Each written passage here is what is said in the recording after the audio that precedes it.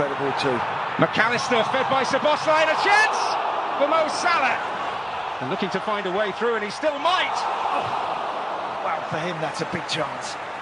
Mulighed for en afslutning til gæsterne her. Det er Ousmane Dembélé, der får prikket den der ind. En misforståelse nede i det centrale Liverpool-forsvar. Darwin Núñez missed his last penalty for Liverpool. He hit a post against Chelsea. Darwin Núñez's turn.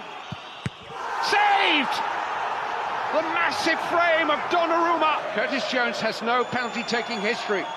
He is a volunteer. Donnarumma filling the goal. And he saved another. And it's match point. Désiré Doué for glory. Wins it. And is it the year of Paris Saint-Germain at last? They look as ready as they've ever been.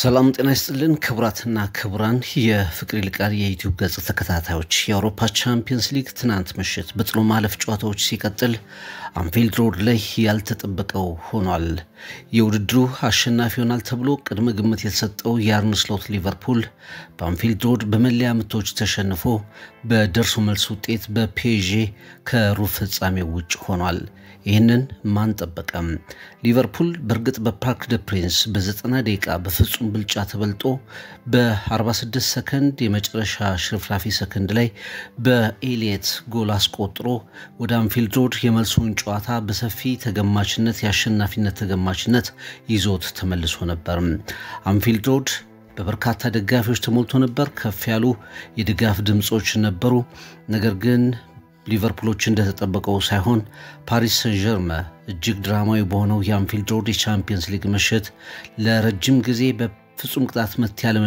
ያለማሸነፍ ታሪካቸውን ቀይረው ሊቨርፑልን የተገመተውን ሻምፒዮን ከቻምፒየንስ ሊጉ ውጭ አድርገው ወደ ሩብ ፍጻሜ መግባታቸውን አረጋግጧል ፓሪስ ሰን-ዠርመን 1-0 እየተመራ ነበር ወደ አንፊልድ ሮድ የመጣው ነገር ግን ሉዊስ ኤንሪኬ በከፍተኛ ሁኔታ ያሻሻሉት ቡድን ልክ እንደ ፓርክ ደ ፕሪንሱ 90 ደቂቃ ሁሉ በዚህኛው ጨዋታ ላይም የተለየ ፐርፎርማንስ የተለየ አቋም በማሳየት በኦስማን ዴምቤሌ አማካይነት የመጀመሪያ ጎል አስቆጥሮ ብቸኛም ጎል በ90 ደቂቃ በኋላም በተጨማሪ 30 ደቂቃ ውስጥ ብቸኛውን ጎል አስቆጥሮ ጨዋታውን ወደ ፔናልቲ እንዲያመራ አድርጎት ነበር ኦስማን ዴምቤሌ በመጫወታው የመጀመሪያ አካባቢ ያስቆጠራት ኳስ ሊቨርፑሎች ወደ ጨዋታ ሪትም እንዳይገቡ አድርጋቸዋለች የተደረጉ ሙከራዎች ሁሉ ጎል መሆን አልቻሉም በአንጻሩ ፒኤስጂ በተደጋጋሚ የሊቨርፑልን የግብ ክልል ለመድፈር የሚችልበትን እድል ፈጥሯል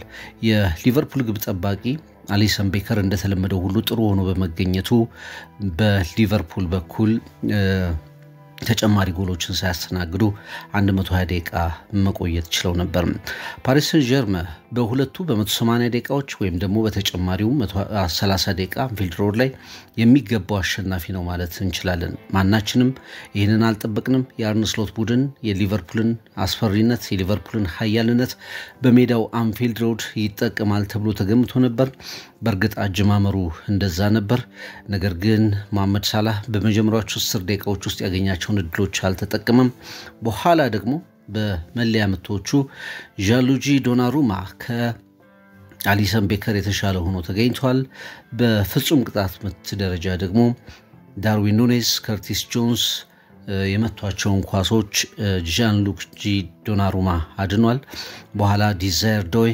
አራተኛዋን የፍጹም ቅጣት ምት ካስቆጠረ በኋላ አንፊልድ ሮድ ሙሉ ለሙሉ በትካዜ የተሰናበተበትን ከሊቨርፑል ከቻምፒየንስ ሊግ የወጣበትን ክስተት ለመመልከት ችለናል ማለት ነው ሊቨርፑል እንግዲህ በሁለቱም ጨዋታዎች ላይ ከወሰድነው ባሳየው ፐርፎርማንሱ በጣም ደካማ አቋም ነው ያሳየው በፓርክ ደ ፕሪንስ አንድ ኦን ታርጌት ሙከራ ነበር ያደረገው በአንፊልድ ሮድ እንደዚሁ ሁለት ኦን ታርጌት የሆኑ ሙከራዎችን ያደረገው የአርነ ስሎት ቡድን በቻምፒየንስ ሊጉም በፕሪሚየር ሊጉም ዘንድሮ ባደረጋቸው ጨዋታዎች ላይ እንደ ፒኤስጂ አይነት ከባድ ተጋጣሚ አጋጥሞት ነበር ማለት አንችልም ብራድሊ ባርኮላ እንደዚሁ ሙከራዎችን አድርጓል ክቫራስኪያ ኦስማን ዴምቤሌ በተደጋጋሚ የሊቨርፑልን ጎሎች ሊያስቆጥሩባቸው የሚችሉባቸውን እድሎች የፈጠሩበትን አጋጣሚ ታዝበናል ነገር ግን አንዳንዶቹ ኦፍ ታርጌት አንዳንዶቹ ደግሞ ባሊሰን በአስገራሚ ሁኔታ በመዳናቸው ምክንያት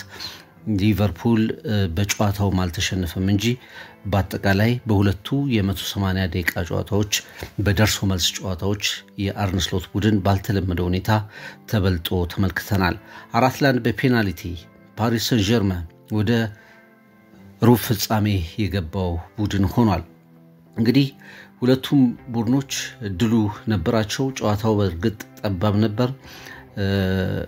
የጨዋታው ውጤት በጣም ጠባብ ነበር። ግን ያም ሆኖ በርካቶች ለሊቨርፑል ትልቁን እድል ሰጥተው ነበር። በአሰላለፍ ደረጃ በመጀመሪያው የጨዋታ የ90 ደቂቃ እንቅስቃሴ ላይ ከነበሩት በርካታ ለውጦች በሁለቱም ቡድኖች በኩል አልተደረጉም። ነገር ግን በሳምንቱ አጋማሽ ባደረጓቸው ጨዋታዎች በሳምንቱ መጨረሻ ባደረጓቸው ጨዋታዎች ፒኤስጂ ሬንስን 4-1 ሲያሸንፍ በርካታ ተጫዋቾችን ሉዊስ ኤንሪኬ ያሳርፏል። ወደ 8 የሚደርሱ ተጫዋቾችን ሴንተር ባኩን ዊሊያም ፓቾና ሚድፊልደሩን ጃኦ ኔቬስን እንዲሁም ደግሞ ከፊት ብራድሊ ባርኮላን ነበር ማሰለፍ የቻለው። ከዛ ውጪ 8ቱን ተጫዋቾች በቀጥታ አሳርፎ ነበር። ይሄ በፒኤስጂ በኩል ተጫዋቾቹ የበለጠ ያረፉ እና እንቅስቃሴው ላይም በሊቨርፑል ላይ በንቃት የሚከላከሉ በህብረት ወደፊት የሚያጠቁ በመሃል ሜዳ ያለውን የሊቨርፑል የበላይነት ለማክሸፍ ጥረት ያደረጉ እንዲሆኑ አድርጓቸዋል። ዶናሩማ በጣም በርካታ ኢንተርቬንሽኖችን አድርጓል። የተደረጉ ሙከራዎችን ለማዳን ጥረት አድርጓል። ከማዘን የሚመቱ ኳሶችን፣ ክሮስ የሚደረጉ ኳሶችን በማዳን ቀድሞ በመግጨት ከፍተኛ ጥረት ሲያደርግ ተመልክተናል። በሊቨርፑል በኩልም የተወሰኑ ተጫዋቾች ረፍት አድርገው ነበር በሳውዛምፕተኑ ጨዋታ እና የመጀመሪያው አጋማሽ ላይ አንፊልድ ሮድ ከድባቡ ጋር ጨዋታው እንደተጀመረ ከፍተኛ የመነቃቃት ስሜት ነበረው። ሊቨርፑል በኮንፊደንስ ነበር ሲያጠቃ የነበረው። የየርገን ክሎፕን ይሄ የመጫን የአርነ ስሎትን ተጋጣሚን በኢንቴንሲቲ የመክበብ ነገሮችን ሲያደርግ ተመልክተናል። በፍጹም ከመጀመሪያው የፓርክ ደ ፕሪንሱ የተለየ ሊቨርፑልን የምንመለከት ይመስል ነበር። በተለይ መሐመድ ሳላህ በፓርክ ደ ፕሪንሱ ጨዋታ ፍጹም የተጠበቀውን ያህል አልተንቀሳቀሰም። በዚህ ጨዋታ ግን በጣም ጥሩ አጀማመር ነበር ያደረገው። እንደውም በመጀመሪያዎቹ 5 ደቂቃዎች ውስጥ ከማካሊስተር ያገኘውን ኳስ በግሩም ሁኔታ ጎል ማስቆጠር የሚችልበት እድል ነበረው፣ ግን ያ ሳይሳካ ቀርቷል። ሊቨርፑል የመጀመሪያዎቹን ደቂቃዎች ዶሚኔት ቢያደርግም በስታዲየሙ ያለው ሙድ ቀስ በቀስ እንዲቀየር ያደረገ ነገር ተፈጠረ። ኦስማን ዴምቤሌ በተለይ በኢብራሂም ኮናቴ በግብ ጠባቂው አሊሰን ቤከር እንዲሁም ደግሞ በቨርጂል ቫን ዳይክ መካከል የነበረው ኮሙኒኬሽን ጥሩ ባለመሆኑ ምክንያት ያገኘውን ኳስ በቀላሉ ጎል አስቆጥሮ ፔዤ 1-0 መምራት ቻለ። የደርሶ መልስ ውጤቱም እንግዲህ በ180 ደቂቃ ውስጥ 1-1 እንዲሆን ተደረገ ማለት ነው። ሊቨርፑል 1 ፓሪስ ሰን ዠርመን 1 ሆኑ። ጨዋታው ቀጠለ። ፒኤስጂ ከሊቨርፑል የሚመጣበትን ጫና እየተቋቋመ ቀስ በቀስ ወደ ጨዋታ እንቅስቃሴ ውስጥ እየገባ ሄደ። ሊቨርፑል በመጀመሪያው አጋማሽ ላይ ጎል ሳያስቆጥር እንዲወጣ ማድረግ ቻሉ። ፔጆች የትኛውንም አይነት ጫና መቋቋም ቻሉ። ያም ብቻ ሳይሆን ደግሞ አልፎ በፈጣን ተጫዋቾቻቸው በዴምቤሌ፣ ክቫራትስኬሊያ እንዲሁም በጃኦ ኔቬስ በተለያዩ አቅጣጫዎች ላይ ጥቃቶችን ለመሰንዘር ጥረት ሲያደርጉ ተመለከትን። ሁለተኛው አጋማሽ ላይ ሊቨርፑል እንደተጠበቀው ጎሉን ለማግኘት ከፍተኛ ጥረት ጫና ማድረግ ጀመረ። በእርግጥ በዶሚኒክ ሶቦስላይ አማካይነትም ጎል አስቆጥሮ ነበር ከትሬንት አሌክዛንደር-አርኖልድ የተገኘው ኳስ። ነገር ግን ከጨዋታ በፊት ከጨዋታ ውጭ ነው በሚል ያቺ ጎል ዶሚኒክ ሶቦስላይ ያስቆጠራት ኳስ ተሽራለች። በአሰልጣኝነት ቦታ ላይ እንግዲህ በኋላ ሊቨርፑል በተለይ አርነ ስሎት ወደ ፊት ያለውን የማጥቃት እንቅስቃሴ ለማጠናከር ምክንያቱም ሊቨርፑል ጎሎችን ይፈልግ ስለነበር ዳርዊን ኑኔዝን ለማስገባት ወሰኑ።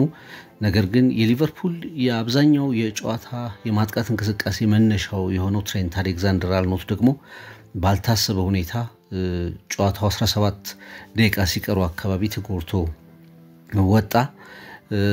ትሬንት አሌክዛንደር-አርኖልድን ጃሬል ኮንሳ ተካው። እንዲሁም ደግሞ ኑኔዝ ዲጎ ጆታን ተክቶ ገባ። በእርግጥ ኮንሳ አንድ ላንድ ሊያደርግ የሚችልበትን እድል አግኝቶ ነበር። ካንዲ ሮበርትሰን በጥሩ ሁኔታ የተሻገረችውን ኳስ በግንባር ገጭቶ ለጥቂት በግቡ ቋሚ አካባቢ ወጣች። የሊቨርፑል ለጎል የቀረበች እጅግ የተለየች ሙከራ ነበረች ማለት ይቻላል። ከዛ በኋላ ግን የሊቨርፑል ተጫዋቾች በተሳካ ሁኔታ ለግብ የቀረቡ ሙከራዎችን ሲያደርጉ የተመለከትንባቸው አጋጣሚዎች ሳይፈጠሩ አለፉ። በአንጻሩ በፔዤ በኩል ደግሞ አልፎ አልፎ ያለቀላቸው ከጥሩ ቦታ ላይ ያለቀላቸው ድሎች የሚመስሉ ኳሶችን ያገኙ ተጫዋቾችም ድሎችን ሲያመክኑ ተመለከትን። አንድ ጎል ብቻ እንደተቆጠረ በኡስማን ዴምቤሌ ወደ 30 ደቂቃ ጭማሪ ተጓዝን ማለት ነው። በ30 ደቂቃ ጭማሪ ላይ እንግዲህ ማካሊስተር በቢጫ ካርድ በሁለተኛ የቢጫ ካርድ የተመለከተበትን ነገር ተመለከትን። ፒኤስጂ ደግሞ ሁለት ጊዜ ያህል በተለይ ኡስማን ዴምቤሌ ጨዋታውን በግሩም ሁኔታ ሊደመድምበት የሚችለውን አስገራሚ ኳስ አሊሰን ቤከር አዳነበት። ከዛ ውጭም እንደዚሁ የተወሰኑ ሙከራዎችን ፔጂዎች የተሻለ ማድረግ ቻሉ። በተለይ በ30ኛው ደቂቃ ውስጥ በሁለተኛው አጋማሽ ላይ በነበሩት 15 ደቂቃዎች ውስጥ ሊቨርፑል በአብዛኛው ወደ ኋላ አፈግፍጎ ነው የተጫወተው። እንደ ኮዲ ጋክፖ፣ ሃርቬ ኤሊዮት የተመሳሰሉ ተጫዋቾች ቢገቡ ያ የሚጠበቀው አሸናፊነት ሊገኝ አልቻለም። ጨዋታው ወደ ፔናልቲ ያመራ። በጣም አስደናቂ ነበሩ የፓሪስ ሰን ዠርመን ተጫዋቾች በከፍተኛ ጫና ውስጥ ሆነው ያለቁላቸው ፔናልቲዎችን ማለት እንከን የሌላቸው ፔናልቲዎችን በግሩም ሁኔታ ማስቆጠር የቻሉበትን አጋጣሚ ተመለከትን ማለት ነው። በጫና ውስጥ ናቸው። ሜዳው እነሱ አይደለም፣ ደጋፊው ሙሉ እንደሆነ ይታወቃል። አራቱም ፔናልቲዎች በጣም አስደናቂ ፔናልቲዎች ነበሩ ማለት ይቻላል። በአንጻሩ በሊቨርፑል በኩል ደግሞ በርግጥ ኑኔዝ ወደ ፔናልቲ አቅጣጫ ሲሄድ ተመልካቾች በካሜራ ይታዩ ነበር። የሊቨርፑል ተመልካቾች አርነ ስሎት በቀጥታ ስርጭት ውስጥ ገብተው ነበር። ጭንቀቱ በደንብ ይታይ ነበር የተጫዋቹም እና ምናልባት የሊቨርፑል ተጫዋቾች ሊስተው ከሊቨርፑል ተጫዋቾች ውስጥ ኳስ ሊስት ይችላል ወይም ደግሞ ፔናልቲ ሊስት ይችላል ተብሎ የሚገመተው ተጫዋች በሁለተኝነት መምታቱ ለሁሉም በጣም አስገራሚ ነበርና በቀጥታ ኳሱን ይዞ ወደ ፔናልቲ ለመምታት ሲንደረደር ደጋፊዎች ፊታቸው ላይ የነበረው ኤክስፕሬሽን፣ አርነ ስሎት የነበራቸው ጭንቀት፣ ራሱ ተጫዋቹ ፊቱ ላይ የሚታየው ኤክስፕሬሽን በራሱ የመጀመሪያው ሳች የሚሰጥ ተጫዋች ሊሆን እንደሚችል ፍንጮች ይሰጡ ነበር። ያ ነው የሆነው። በጣም ዶናሩማን ለሚያክል ግብ ጠባቂ በሎው ኳሷን ዝቅ አድርጎ መታ። ዶናሩማ ኑኔዝ የሚመታበትን አቅጣጫ በትክክል ስለገመተ ፔናልቲውን አዳነበት። ከዛ በኋላ በሊቨርፑሎች ውስጥ የነበረው ድንጋጤ በጣም ከፍተኛ ነው። ተጫዋቾችም ሊያጽናኑት ጥረት አደረጉ። ነገር ግን በኋላ የከርቲስ ጆንስ እንደገና ከዶናሩማ በቀኝ በኩል የተመታውን ፔናልቲ አዳነ። አራተኛውን ፔናልቲ ፔዤ በግሩም ሁኔታ ካስቀጡ በኋላ ሊቨርፑል ከአውሮፓ ቻምፒየንስ ሊግ ተሰናበተ ማለት ነው። በእርግጥ ሊቨርፑል ዘንድሮ ካሳየው አቋም በፕሪሚየር ሊጉ ካለው መሪነት በቻምፒየንስ ሊጉ ከ36 ቡድኖች ቶፕ ሆኖ በማጠናቀቁ የ32 ቡድኖችን የጥሎ ማለፍ ጨዋታ ሳይጠብቅ ከላይ ከአንደኛ ሆኖ ማለፉ ምንም እንኳን ፔዤ በፓርክ ደ ፕሪንስ በ90 ደቂቃ ውስጥ በልጦ ጨዋታውን ግን በአሊሰን ቤከር ጥረት ሊቨርፑል አሸንፎ ቢመለስም ሊቨርፑል በተለየ አቀራረብ ይቀርባል። ሜዳው አንፊልድ ሮድ ነው። የሊቨርፑል ኤክስፒሪየንስ በጣም ከፍተኛ ነው። ፓሪስ ሰን ዠርመን በታሪኩ ለእንዲህ አይነት ምሽቶች እጅ ሲሰጥ የሚታወቅ ነው። በፔናልቲዎች እንኳን ከተመለከትነው ፓሪስ ሰን ዠርመን ለመጀመሪያ ጊዜ ነው በፔናልቲ በመለያዎች በቻምፒየንስ ሊግ ማሸነፍ የቻለውና ሊቨርፑሎች ከፍተኛውን ግምት አግኝተው ነበር። ነገር ግን እግር ኳስ ነው። የተሻለው ቡድን ደግሞ በጨዋታው ላይ አሸንፏል እንድንል የሚያደርግ ተጋድሎ አድርገዋል። ፓሪስ ሰን ዠርመን ብዙ ጊዜ ኮከቦችን በመግዛት ታላላቅ አሰልጣኞችን በማምጣት ሙከራዎችን አድርጓል። 2020 ላይ በባየር ሙኒክ የተሸነፈበት የቻምፒየንስ ሊግ ፍጻሜ ትልቁ ስኬቱ ነበር። ዘንድሮ ግን በጣም አስደናቂ የሚባለውን ውጤት አግኝቷል ማለት እንችላለን። አንደኛ በመጨረሻዎቹ የምድብ ጨዋታዎች ላይ ነው ወደ ጥሎ ማለፍ መግባቱን ያረጋገጠው። ማንቸስተር ሲቲ ማሸነፍ ነበረበት፣ እንደ ባየር ሚኒክ አይነት ቡድኖችን ማሸነፍ መፎካከር ነበረበት በመጨረሻዎቹ የምድብ ጨዋታዎች ላይ። በኋላ ከ24 ውስጥ ወደ መጨረሻ 22ኛ ደረጃ ሆኖ ነበር ያለፈው ፔዤ። ከዛም በጥሎ ማለፍ ከሊቨርፑል ጋር የተገናኘበት ጨዋታ የመጨረሻው ይሆናል ተብሎ ሲጠበቅ በሉዊስ ኤንሪኬ ብቃት ማለት እንችላለን። በተለይ ይሄ ስፔናዊ አሰልጣኝ 11 ተጫዋቾችን እንደ ቡድን የሚጫወቱ ተጫዋቾችን በፔዤ ታሪክ ተመልክተነው ማናውቅ፣ በአብዛኛው ኮከቦች ላይ የሚንጠለጠል ቡድን ነው ፔዤ። ነገር ግን ዘንድሮ ደግሞ እንደ ቡድን የሚጫወት በጣም በህብረት የሚከላከል በህብረት የሚያጠቃ በጣም የተለዩ ኳሊቲ ያላቸው ተጫዋቾች ያሉት ዴምቤሌ ዘንድሮ 24 ጎሎችን አስቆጥሯል። በ34 ጎሎች ላይ ተሳትፏል። 25 ጎሎችን አስቆጥሯል። በጣም ድንቅ አቋም ላይ ይገኛል። ከቫራስኪያን ከናፖሊ ከወሰዱበት ጊዜ ጀምሮ ከጥቂት የልምምድ ጊዜያት ወዲህ ክለቡን የመለማመድ ጊዜ ካሳለፈ ወዲህ በጣም ቁልፉ ተጫዋች ሆኗል። በደርሶ መልሱ ጨዋታዎች ላይ 2 ወይም 3 ጎሎችን ማስቆጠር መቻል ነበረበት። የመከላከል እንቅስቃሴው ላይ ጥሩ ተጫዋቾች አሉ። አማካይ ላይ ቬቲናን ጨምሮ ጥሩ ተጫዋቾች አሉ። ኑኖ ሜንዴዝ በሊቨርፑል ጨዋታ ላይ በትንሹ 2 ጎሎችን አድኗል።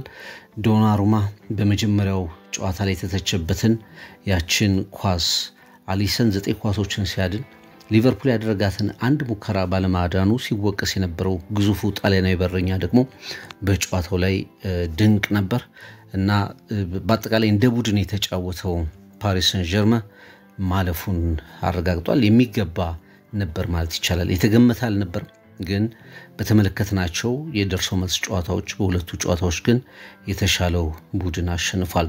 ከአማዞን ፕራይም ጋር የሊቨርፑሉ አምበል ቨርጂል ቫን ዳይክ ቆይታ አድርጎ ነበር። በጣም ፈታኝና በጣም ጠንካራ የእግር ኳስ ጨዋታ ነበር እና ውጤቱም የእግር ኳስ አካል ነው የሚል ሐሳብ ተናግሯል። ለሊቨርፑል እድል ነበረው። በተለይ በፓሪስ ያን ሁሉ ነገር አልፈን ያን ሁሉ የ90 ደቂቃ ጫና አልፈን ውጤቱን ይዘን ወደ አንፊልድ ሮድ ከተመለስን በኋላ በሊቨርፑል በኩል እድሎች ነበሩ፣ ጨዋታውን የማሸነፍ እድሎች ነበሩን የሚል ሐሳብ ተናግሯል። በመጀመሪያው አጋማሽ ላይም በመጀመሪያው ሃፍ በጣም አደገኛ የሚባሉ አጋጣሚዎችን ለመፍጠር ችለናል። ጥሩ ነገሮችን አሳይተናል። ነገር ግን ወደ ፍጹም ቅጣት ምት ከመጣን በኋላ ነገሮች ሁሉ አልቀው ፍጹም ቅጣት ምት ላይ ከደረስን በኋላ የእግር ኳስ ጠባይ እንዲህ ነው፣ የትኛውን ቡድን ሊያሸንፍበት የሚችልበት ደረጃ ላይ ደርሰናል የሚል ሐሳብ ተናግሯል። ለኮከቦች ወይም ደግሞ ለቡድን ተጫዋቾች ተነግሬያቸዋለሁ። ከእግር ኳስ ውጪ ከአውሮፓ ቻምፒየንስ ሊግ ውጪ በመሆናችን ባልተጠበቀው የቻምፒየንስ ሊግ የውድድሩ ሰዓት ላይ በመውጣታችን የሚያናድር ነገር እንዳለው ነግሬያቸዋለሁ። ነገር ግን ደግሞ የእግር ኳስ ጉዳይ ነውና በሳምንቱ መጨረሻ ላይ ሌላ ፍጻሜ ይጠብቀናል። በካራባኦ ካፕ ኒውካስል ዩናይትድን እንገጥማለን። ስለዚህ ለዛ መዘጋጀት ነው ብዬ ነግሬያቸዋለሁ ሲል ቨርጂል ቫን ዳይክ ተናግሯል። እንግዲህ ሊቨርፑሎች የሚችሉትን አድርገዋል። በእርግጥ በተጠበቁበት ልክ የተገኙበት የጥሎ ማለፍ ጨዋታ አልነበረም። 16-3 በተለይ በቻምፒየንስ ሊጉ ከ8 ጨዋታዎች ውስጥ በምድብ ጨዋታዎች 7ቱን አሸንፈው ነበር። የመጨረሻውን ጨዋታ በፔዤ ሲሸነፉ ያን ያህል ያልፈለጉት ጨዋታ ስለነበር እንደመሸነፍ አልተቆጠረም። ፓሪስ ሰን ዠርመን ሲደርሳቸው ይሄ ከምድብ ጨዋታ ለማለፍ የተንገዳገደ ቡድን ሊቨርፑልን በደርሶ መልስ ጨዋታዎች ላይ ይፈትናል ያስቀራል ተብሎ አልተጠበቀም። በተለይ ደጋፊዎቹ ያንን አልጠበቁም። ነገር ግን ፓሪስ ሰን ዠርመን ሊቨርፑሎችን ቀዮቹን ሰርፕራይዝ አድርጓቸዋል። ዣንሉጂ ዶናሩማ የድራማው ጀግና ነበር። የማይረሳውን የፔዤ ሬሞንታዳ የመራ ነበር ማለት ይቻላል። አለን ሽረር እንደዚሁ ለትልቁን ዋጋ በጫና ውስጥ ሆነው 1-0 ተመርተው በዚህ አስፈሪ በሚባል ስታዲየም ውስጥ ጫናውን ሁሉ ተቋቁመው ሁሉን ነገር በትክክል ለፈጸሙት ለፓሪስ ሰን ጀርሞች ትልቁን ዋጋ መስጠት ያስፈልጋል ሲል ተናግሯል። በጣም በጠበቅነው ልክ ነበር። በአውሮፓ ቻምፒየንስ ሊግ ማክሰኞ ምሽት ከነበሩት ጨዋታዎች ሶስቱ ጨዋታዎች ያን ያህል ትኩረት እንዳንሰጣቸው የሚያደርጉ ነገሮች ነበሯቸው። በተለይ ባርሴሎናም ከሜዳው ውጭ፣ ኢንተር ሚላን ከሜዳው ውጭ፣ ባየር ሚኒክ ሜዳው ላይ በቀላሉ ተጋጣሚዎቻቸውን በማሸነፋቸው ምክንያት የመልሱ ጨዋታቸው ቀለል እንደሚል ተገምቶ ነበር። ያ ነው የሆነው። የሊቨርፑል ጨዋታ ግን በፓርክ ደ ፕሪንስ በጣም ያልተጠበቀ መልክ ስለታየበት ሊቨርፑል በፍጹም ብልጫ ተበልጦ ስለነበር ፔጂዎችም በሜዳችን ያደረግነውን በአንፊልድ ሮድ እናደርጋለን የሚል ዛቻ ስለነበረው በርካቶች በከፍተኛ ሁኔታ ተጠብቀውት ነበር። ብዙ የማያስቆጭ ጨዋታ በደርሶ መልስ ተመልክተናል። የስድስት ጊዜ ሻምፒዮኖቹ ተሰናብተዋል። ምንም ጊዜ የአውሮፓ ቻምፒየንስ ሊግን ያላነሱት ፓሪስ ሰን ጀርመኖች ወደ ተከታዩ ዙር አልፈዋል። ይሄ አንዳንዴ ያጋጥማል። በተለይ አርነ ስሎት ቡድናቸው ላይ የሚያነሷቸው አንዳንድ ጥያቄዎች በአርነ ስሎት ቡድን ላይ አንዳንዴ የሚነሱ ጥያቄዎች የታዩበት አጋጣሚ ተመልክተናል። አንዳንዴ ተጫዋቾች ለውጣቸውን በጥሩ ሁኔታ ያከናውኑና በተለየ ሁኔታ ውጤት ይዘው የሚወጡበት አጋጣሚን እንመለከታለን።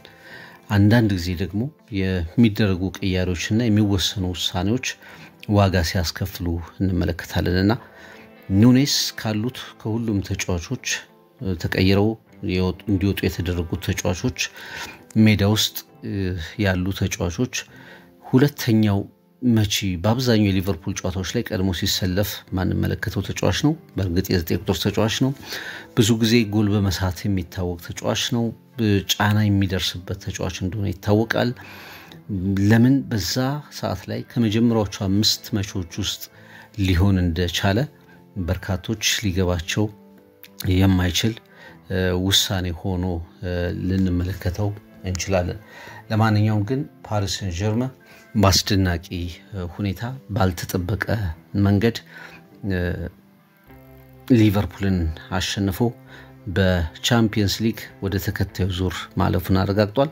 ቀጣዩ ተጋጣሚው ለፔዤ ቀለል ያለ ከመሆኑ አንፃር ምናልባትም በዘንድሮ ውድድር ላይ የሊቨርፑልን ማሸነፍ ወደ ሩቅ ሊያደርሳቸው እንደሚችል መገመት የሚቻል ይመስለኛል። በሪያል ማድሪድ መንገድ የሚገኙ ተጋጣሚዎች ናቸው። ግን ሊቨርፑልን ማለፋቸው ባልተጠበቀ ሁኔታ በቻምፒየንስ ሊግ ላይ ብዙ እንዲጓዙ ብዙ እንዲያልሙ የሚያስገድድ ውጤት እንድንመለከት ሊያደርግ ይችላል። በተለይ ይሄ ቡድን ከጥቃቅን ስህተቶች ውጪ በአብዛኛው በህብረት የመጫወት አቅም ማሳደጉ በቡድን ካራክተር መያዙ 11 ተጫዋቾች እንደ ዩኒት በጋራ የሚፋለሙበት የመሆን ጠባይ የሚያዙ ጉዳይ የበለጠ መነቃቃት ፈጥሮለት ፔዤ ምናልባትም ሳይጠበቁ ብዙ ርቀት ይቸገራሉ ተብለው ታስበው ግን ብዙ ርቀት እንዲጓዙ መሆን ከሚችሉ ቡድኖች መካከል ሊሆን ይችላል ማለት ይቻላል። አንፊልድ ሮድ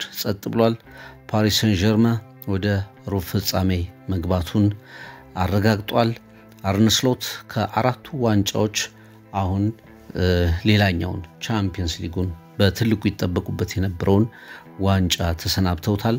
ፕሪሚየር ሊጉን ኦልሞስት አረጋግጧል። የሚቀረው ብቸኛ ዋንጫ ከእንግዲህ የፊታችን እሁድ ከኒውካስል ዩናይትድ ጋር በካራባው ካፕ የሚያከናውኑት ጨዋታ ላይ የሚመዘገበው ውጤት ይሆናል ማለት ነው።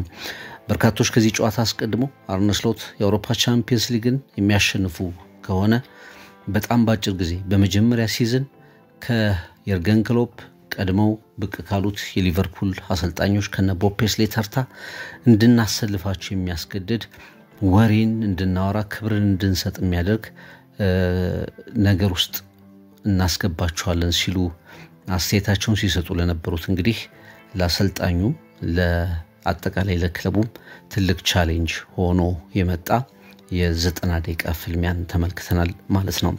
በባርሴሎና በካምፕ ኑ ቤኔፊካን በብልጫ 4-1 በሆነው የደርሶ መልስ ውጤት አሸንፎ ወደ ተከታዩ ዙር ማለፉን አረጋግጧል። የመጀመሪያው ጨዋታ 1-0 ተጠናቆ ነበር በቤኔፊካ ሜዳ። ባርሴሎና በ10 ተጫዋች ነበር በአስደናቂ ሁኔታ 3 ነጥብ ይዞ የተመለሰው። በዚህ ጨዋታ በመጀመሪያው አጋማሽ ብቻ በተቆጠሩ 3 ጎሎች ሁሉን ነገር ደምድመውታል። በመጀመሪያ ራፊኒያ 11ኛው ደቂቃ ላይ ጎል አስቆጠረ። ኒኮላስ ኦታሜንዲ ቤኔፊካን አቻ አደረገ። ከዛ በኋላ ግን ላሚን ያማል በአስደናቂ ፐርፎርማንስ በኋላም ደግሞ ራፊኒያ ለራሱ ሁለተኛው ለባርሴሎና ሶስተኛውን ጎል አስቆጥሮ በደርሶ መልስ የካምፕ ናው ክለብ እንደተጠበቀው ከጥሎ ማለፉ በክብር ወደ ሩብ ፍጻሜ መግባቱን አረጋግጧል ማለት ነው። ዘንድሮ በአውሮፓ ቻምፒየንስ ሊግ ጠንካራ መከላከል የያዘው በበርካታ ጨዋታዎች እስካሁን በተደረጉ ጨዋታዎች አንድ ጎል ብቻ የተቆጠረበት ኢንተር ሚላን ትናንት ሌላ ሁለተኛ ጎል ተቆጥሮበታል። 2-1 በሆነ ውጤት አሸንፎ ግን ከደርሶ መልስ 4-1 ውጤት ጋር ወደ ተከታዩ ዙር ማለፉን አረጋግጧል። በዚህኛውም ጨዋታ ገና በጊዜ ነበር ጎል የተቆጠረው። ማርከስ ቱራም ኢንተርን መሪ ያደረገ። በኋላ ሞዴር በፍጹም ቅጣት ምት የመጀመሪያው አጋማሽ ሊጠናቀቅ 3 ደቂቃዎች ሲቀሩ ሞዴር ያቻነት ጎል አስቆጠረ። እንደገና ቻኑሉ የኢንተርን የማሸነፊያ ጎል ከረፍት መልስ አስቆጥሮ ኢንተር ሚላን እንደዚሁ ሁለተኛው አላፊ ቡድን መሆኑን አረጋግጧል። በጣም ባልተጠበቀ ሁኔታ እና በጣም ጥሩ ጨዋታ ይሆናል ተብሎ የተጠበቀው ግን ባልተጠበቀ የበላይነት የባየር ሚኒክ የበላይነት የተደመደመው ጨዋታ ባየር ሊቨርኩሰን ከባየር ሚኒክ በቢያርና ያደረጉት ጨዋታ ነው። ይሄኛውም ጨዋታ በባየር ሚኒክ ፍጹም ብልጫ 2-0 አሸናፊነት ተጠናቋል። ሃሪኬን እንዲሁም ደግሞ አልፎንሶ ዴቪስ ሁለቱን የማሸነፊያ ጎሎች አስቆጥሯል። በአሊያንዝ ስታዲየም ከሳምንት በፊት ባየር ሚኒክ 3-0 አሸንፎ ነበር። የዣቪ አሎንሶ ቡድን ባየር ሊቨርኩሰን በደርሶ መልስ 5-0 ውጤት ተሸንፎ ከአውሮፓ ቻምፒየንስ ሊግ ውጭ ሆኗል ማለት ነው። በአጠቃላይ የተጠበቁት ውጤቶች ሆኗል። በሶስቱ ጨዋታዎች ላይ ኢንተር ሚላን፣ ባርሴሎና፣ ባየር ሚኒክ ባለፉበት ጨዋታ ላይ ያልተጠበቀውን ነገር ተመልክተናል። አንፊልድ ሮድ ሊቨርፑል የ6 ጊዜ ሻምፒዮኑ ዘንድሮ ለዋንጫ ለቻምፒየንስ ሊግ ዋንጫ የተጠበቁት ሊቨርፑሎች ግን በፓሪስ ሰን ዠርመን በሉዊስ ኤንሪኬ ቡድን ተሸንፈው ተሰናብተዋል። የፍቅር ቃል ዩቲዩብ ገጽ ነው። በሮብ ዕለት የሚደረጉ ጨዋታዎችንና ትንታኔዎችን እንደዚሁ ዘርዘር አድርገን በሐሙስ ፕሮግራማችን በሬዲዮ ፕሮግራማችን በትሪቡን ስፖርት ላይ ይዘን እንቀርባለን። አድማጮቻችን የአንፊልድ ሮድን ጨዋታ እንዴት ተመለከታችሁት? በፍቅር ቃል ዩቲዩብ ገጽ ላይ በመግባት ሐሳብ አስተያየታችሁን አካፍሉን። McAllister fed by Szoboszlai, a chance for Mo Salah. And looking to find a way through, and he still might. Well, for him, that's a big chance. Mulighed for en afslutning til gæsterne her. Det er Ousmane Dembélé, der får prikket den der ind. En misforståelse nede i det centrale Liverpool-forsvar. Darwin Núñez missed his last penalty for Liverpool. He hit a post against Chelsea. Darwin Núñez's turn. Saved! The massive frame of Donnarumma. Curtis Jones has no penalty-taking history. He is a volunteer. Donnarumma filling the goal. And he saved another. And it's match point. Désiré Doué for glory. Wins it.